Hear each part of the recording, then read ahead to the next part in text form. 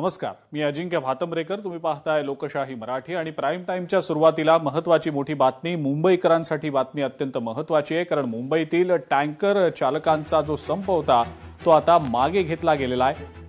मुख्यमंत्र्यांच्या सोबत झालेल्या चर्चेनंतर संप मागे घेण्याचा निर्णय घेतला गेलाय. मागण्यांसाठी केंद्राकडे पाठपुरावा करू असं मुख्यमंत्र्यांनी आश्वासन दिलंय आणि मुख्यमंत्र्यांच्या आश्वासनानंतर टँकर चालकांनी आपला संप मागे घेतलाय. त्यामुळे वॉटर टँकर असोसिएशननं जी संपाची हाक दिलेली होती तो संप आता मागे घेण्याचा निर्णय घेतला गेलाय.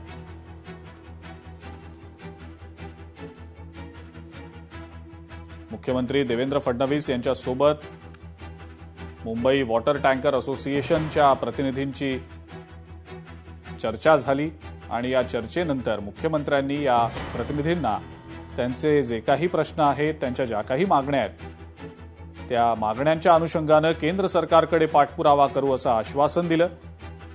या आश्वासनानंतर वॉटर टँकर चालकांनी आपला संप मागे घेतलेला आहे. काल आणि आज असे 2 दिवस वॉटर टँकर चालकांच्या संपामुळे मुंबईतल्या अनेक भागांमध्ये पाण्याच्या संदर्भातल्या अडचणी उद्भवल्याचं समोर आलेलं होतं.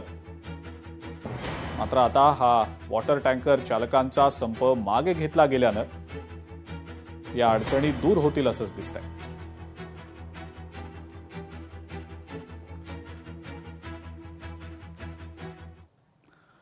पुढची बातमी बघूया. उद्घाटनानंतर वादाच्या भोवऱ्यात सापडलेल्या मृणालताई गोरे उड्डाणपुलावरनं महापौर आता आक्रमक झालेले आहेत. महापौर रितू तावडेंकडनं उड्डाणपुलाची पाहणी करण्यात आलेली आहे.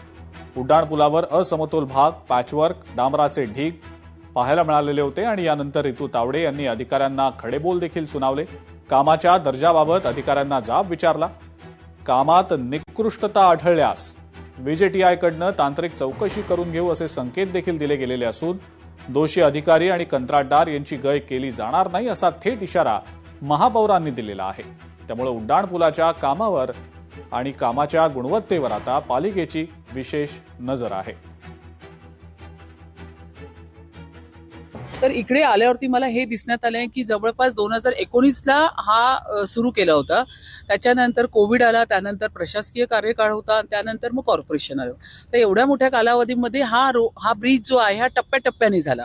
सो इकडे ह्या ठिकाणी मास्टिकचं जे काम दिसतंय हे पॅचवर्क, म्हणजे त्यांना ते जर तांत्रिकदृष्ट्या जर आपण पाहिलं तर एक पॅच घ्यावा लागतो. तो पॅच कंप्लीट झाल्यावरती आपल्याला दुसरा पॅच घ्यावा लागतो. पण ह्याच्यावरती जो अनइव्हन सरफेस दिसतोय ह्याच्यावरती गाड्या एकदा धावायला सुरुवात केली की गाड्यांच्या चाकांच्या घर्षणाने हा लेवल होणार. ही अनइव्हन जो आहे तो लेवल होणार, एवढं पण आहे. पण एक मात्र मी सांगेन की क्वालिटी दिली आहे पण फिनिशिंग ह्यांनी दिलेली नाही. लोकशाही मराठी ऐका, पहा, जागरूक रहा.